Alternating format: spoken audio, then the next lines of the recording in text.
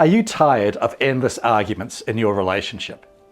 Are you caught up in a never-ending cycle of drama, conflict, and emotional turmoil?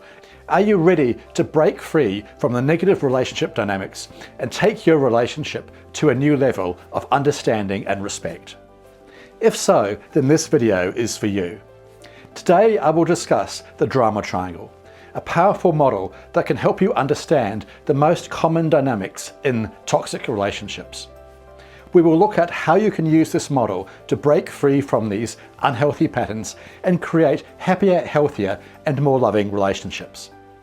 So if you're ready to reduce conflict in your relationship and break free from toxic relationship dynamics, let's get started.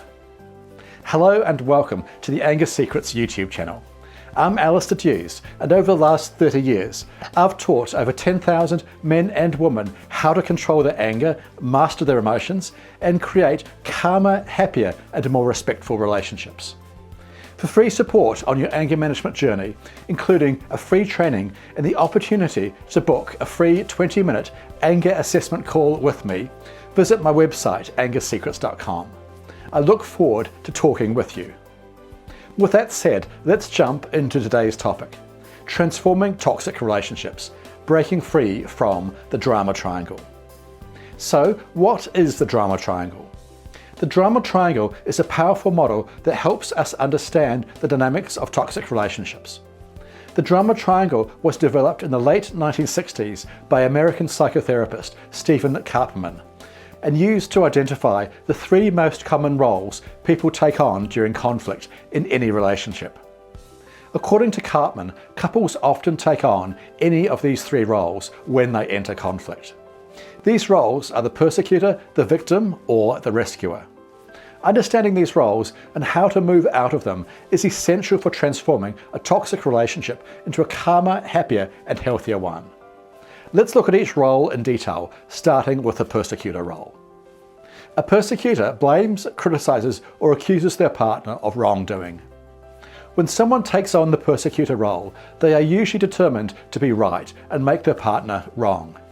Persecutors frequently put others down and are quick to anger, try to bully others, blame others for their perceived faults, and believe that the other person deserves to be punished for their perceived wrongdoings. Persecutors may be controlling, abusive, or manipulative. They use guilt trips or blame shifting to gain power and control in their relationships. Persecutors think that they have all the answers and take no responsibility for their actions. If you become angry during an argument, you are likely to be taking on the persecutor role.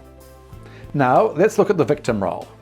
A victim is someone who plays the role of being helpless or powerless and avoids responsibility by making excuses or blaming others for their problems. Victims typically feel powerless, embarrassed, or ashamed. Think that they can never get ahead in life. Think that bad things always happen to them. Have difficulty making decisions and look for others to help or rescue them. As with persecutors, victims deny any responsibility for their part in relationship issues and do not believe they have the power to address or resolve these issues. If you feel overwhelmed or helpless when arguing with your partner, you may be taking on the victim role. Finally, let's look at the rescuer role. A rescuer tries to help or rescue their partner from their perceived problems by offering solutions or advice.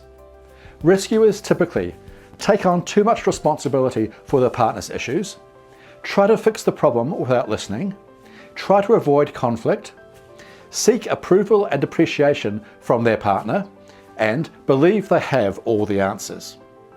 Rescuers often try to help, but often don't realize they are enabling their partner to remain stuck in the persecutor or victim roles. If you try to solve all the problems in your relationship or anticipate what your partner wants or needs, you may be taking on the rescuer role. According to Karpman, when conflict arises in a relationship, it is likely that each person will take on one of these three roles: the victim, the persecutor, or the rescuer. These roles are often taken on unconsciously and can be challenging to recognize.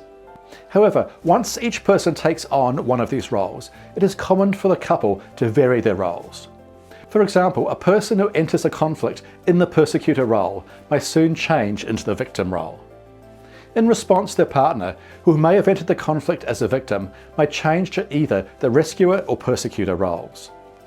Unless this pattern is interrupted, couples can go around and around on the drama triangle forever, leading to more and more relationship conflict. As this happens, the level of conflict will also escalate, and the argument will often only finish when someone walks away or negatively ends the argument, such as by using abuse or violence. At this point, both partners may feel like the victim in the conflict, not recognizing the role they play in maintaining the drama triangle. As an example of the drama triangle, consider John and Mary, a fictitious couple. Imagine that John has come home from a frustrating day at work and is tired. Mary is cooking dinner while talking to her mother on the phone. Once their dinner is ready, Mary serves it to John. Unfortunately, Mary has burned the meal a little bit. Frustrated by events at work, John may take up the persecutor role and say to Mary, "You never do anything right. You always burn the meals you make for me." Mary may then become defensive and say something like, "I'm sorry, Mum phoned me. She's sick at the moment, so I had to answer. I was just on the phone for a second. I don't know what happened." In this conversation, Mary is now in the victim role. It would be very easy for this conversation to escalate into an argument. For example, John may continue in the persecutor role by saying something like, "Well, that's the third time you've burned dinner this week. I don't know how you can be so distracted all the time. It just makes me angry." At this point, John is still in the persecutor role. In an attempt to de-escalate the rising conflict, Mary may respond in the rescuer role by saying something like, "I know how hard you work, but I do my best to make your life easier." Obviously, this conversation could go on for some time. To break out of the drama triangle, John and Mary need to realize the roles each of them has taken in the conflict. Once they have identified these roles, they can make a conscious decision to stay away from these roles. Ideally, they would then work together to determine the source of the conflict and work towards a resolution together. By doing this, John and Mary can break free from the drama triangle, move away from conflict, and create a calmer, happier relationship. If you are in a toxic relationship and it feels like you keep going around and around in circles, understanding the drama triangle could be the key to helping you break free. In my next video, I will share with you another powerful way to get off the drama triangle and make conversations like the one we've just discussed more respectful, constructive, and productive. In the meantime, however, try to recognize any role either you or your partner take on the drama triangle.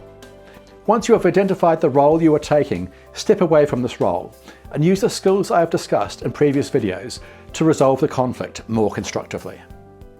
Okay, there you have it, transforming toxic relationships, breaking free from the drama triangle. If you found this video helpful, please like this show and click the subscribe button below. This will help other people struggling with anger find and benefit from this show. Remember, for free support on your anger management journey, visit angersecrets.com. And finally, remember, you can't control other people, but you can control yourself. I'll see you in the next video. Take care. The Anger Secrets YouTube channel is intended for information and educational purposes only. It is not a substitute for professional medical advice, diagnosis, or treatment. No medical or therapeutic relationship is implied or created by this video.